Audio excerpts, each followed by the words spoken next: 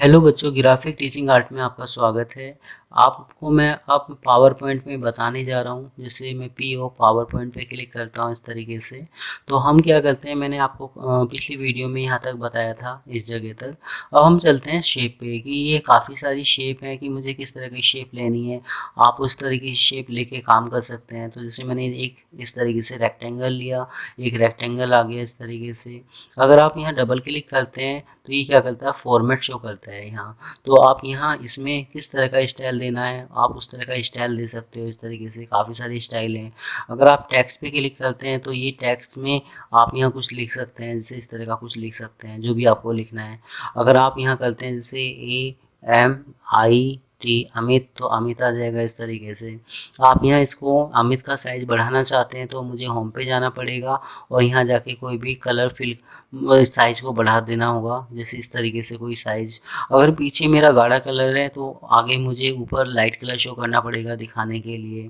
तो मैं यहाँ पे दोबारा फॉर्मेट पे क्लिक करता हूँ। फॉर्मेट पे क्लिक करने के बाद हम क्या करते हैं, जैसे आप यहाँ शेप फिल पे जाते हैं, पीछे का जो कलर है वो चेंज कर सकते हैं कि मुझे किस तरह का कलर चाहिए, उस तरह का कलर शो कर सकते हैं। अगर आप शेप आउटलाइन पे क्लिक करते हैं तो मैंने किया नो आउटलाइन, तो ये आपको यहाँ आउटलाइन शो नहीं कर रहा। नो आउटलाइन पे क्लिक करता हूँ तो कोई भी आउटलाइन आपकी नहीं आ रही है। अगर आप कहते हैं कि मुझे सर कोई आउटलाइन चाहिए तो आप यहाँ कोई भी आउटलाइन शो कर सकते हैं, दे सकते हैं। अगर आप चाहें तो इसमें आउटलाइन में इसका जो साइज़ है वो यहाँ से बढ़ा सकते हैं, इस तरीके से बढ़ा सकते हैं। अगर आप कहते हैं कि मुझे इससे भी ज़्यादा आउटलाइन का साइज़ बढ़ाना है तो आप यहाँ अपने हिसाब से इसका साइज़ कम ज़्यादा कर सकते हैं। जितना भी आपको बढ़ाना है आप बढ़ा सकते हैं। अब यहाँ जाके अलग अलग स्टाइल हैं, जिस तरह का स्टाइल आपको चाहिए लाइन में उस तरीके से आप दे सकते हैं कि मुझे अपनी लाइन में इस तरह का स्टाइल कोई चाहिए। तो ये था आपका कि शेप में आप फिल कलर आउटलाइन कलर दे सकते हैं। इसके बाद हमारा चलता है शेप इफेक्ट। मैं शेप इफेक्ट पे जाता हूँ तो ये अलग अलग स्टाइल हैं कि मुझे किस तरह का स्टाइल चाहिए। जैसे चॉकलेट होती है तो इस तरीके से उभरा हुआ दिखाई दे रहा है। इस पे दोबारा जाता हूँ कि जैसे मुझे कोई शैडो टाइप की देनी है तो इस तरीके से शैडो टाइप की दे सकते हैं।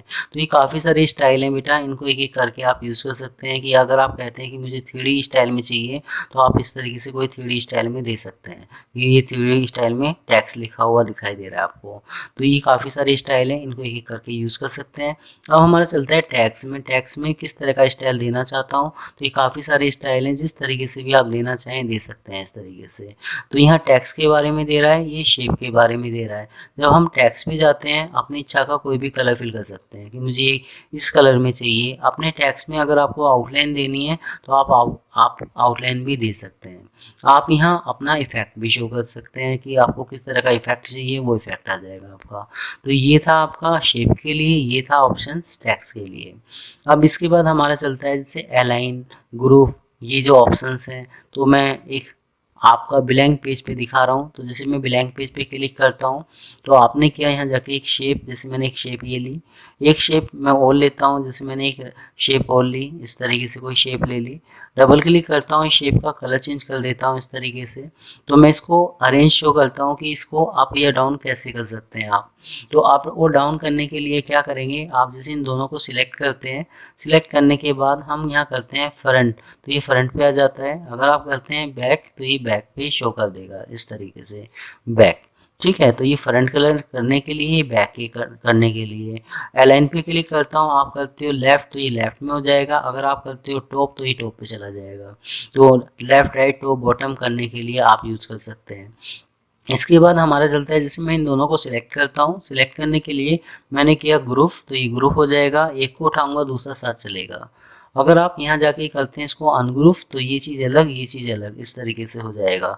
तो इस तरीके से आप अलग अलग शो कर सकते हैं। आप यहाँ अपनी शेप का जो स्टाइल है वो चेंज कर सकते हैं कि आपको यहाँ स्टाइल चेंज करता हुआ दिखाई दे। तो मैं इसमें कोई दूसरी शेप ले रहा हूँ जिसमें वो स्टाइल चेंज करता हुआ दिखाई दे। जैसे मैंने इस तरह का कुछ लिया, तो आप यहाँ जाकर भी स्टाइल चेंज कर सकते हैं इस तरीके से। तो ये काफ़ी सारे स्टाइल हैं जो भी आपको चेंज करना है, तो इनको बेटा एक एक करके आप यूज़ कर सकते हैं। इसके बाद हमारा चलता है कि जैसे मैंने यहाँ सेलेक्ट किया तो ये ऑप्शन से अभी जैसे मैंने आपको फॉर्मेट में बताया था, इस तरीके से आप कोई भी स्टाइल दे सकते हैं जो भी आपको देना है। आप यहाँ शेप में कोई भी वन कलर आउटलाइन कलर कोई भी स्टाइल दे सकते हैं। अब इसके बाद हमारा चलता है फाइंड। जैसे मैंने यहाँ कोई टैग शो किया, जैसे ये टैक्स ही ले लेता हूँ, आप कॉपी करते हैं तो मैं यहाँ कोई शेप पे जाता हूँ, आपने यहाँ कोई भी शेप ली, डबल क्लिक करता हूँ, आप यहाँ पेस्ट करते हैं। जैसे मैंने पेस्ट किया तो ये टेक्स्ट पेस्ट हो गया आपका। अब मैं चाहता हूँ कि जहाँ जहाँ पी दिखाई दे रहा है तो वो पी वर्ड की जगह कोई दूसरा वर्ड आए। तो जैसे पहले मैंने पी पे क्लिक किया, यहाँ मैं करता हूँ कि फाइंड करना है मुझे पी, तो फाइंड नेक्स्ट। तो जितनी बार भी पी लिखा होगा वो आपको ही सिलेक्ट करता हुआ दिखाई दे रहा है इस तरीके से। अब मैंने कहा कि मुझे पी की जगह एस शो करना है, तो मैं करता हूँ यहाँ जाके रिवील ऑल, इस पर क्लिक किया तो ये चेंज हो जाएगा इस तरीके से। जहाँ जहाँ पी था वहाँ एस आ गया है इस तरीके से। तो आप यहाँ से फाइंड कर सकते हैं, अपने टेक्स्ट को चेंज कर सकते हैं बेटा। तो आज आपको ये वीडियो कैसी लगी आप मुझे ज़रूर बता सकते हैं, और अगर आपको कोई क्वेश्चन है, कोई डाउट है, आप पूछ सकते हैं। धन्यवाद।